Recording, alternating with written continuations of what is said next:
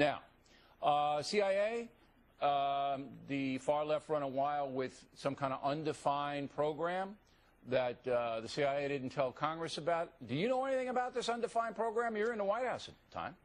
Well, I want to limit my comments to what I've read in the newspapers and observations Why can't you tell us what you know? Well, because, look, it's interesting. The CIA briefed Congress to this, I guess, in June, and Congress immediately leaks it.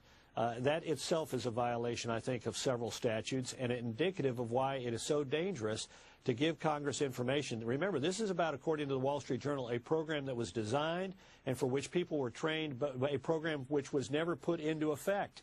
And so Congress is saying, we want you to brief us. We, the left wing in Congress, want you to brief us on ideas you have, not necessarily on programs that you execute. So we can tell the New York Times what they are.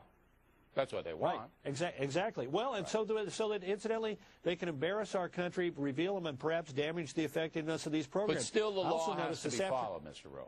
Exactly, it does. And look, if the Congress would have been briefed had this program been executed, absolutely. In fact, all right, but because the program wasn't executed, there wasn't a legal compulsion to tell Congress? Is that what you're saying? Absolutely. In fact, the CIA Director, General Hayden, came out this afternoon and said he was never told not to brief Congress about it. The idea that Vice President Cheney or President Bush or anybody told the CIA Director, Mike Hayden came out and said, I was never told not to brief Congress on it. I mean, again, let's go back to it. This is a program, according to the Wall Street Journal, that was designed to kill al-Qaeda leadership. It was never put into yeah, if it was never put into effect, again, according to the Wall Street Journal. There's no legal reason to. But you know what this is all about, don't you, Mr. Rove?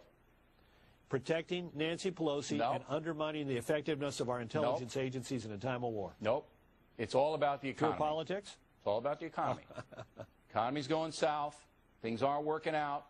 This is the best diversion that the Democrats, you know, the far left zealots, can come up with. I think you may be right that that's in the minds of some, but I think it's got a more immediate effect of trying to protect Nancy Pelosi, who's still under fire for having said the CIA lied to her. All right, Mr. Rove, thanks. As always, we appreciate it. Next, I'm not a crook.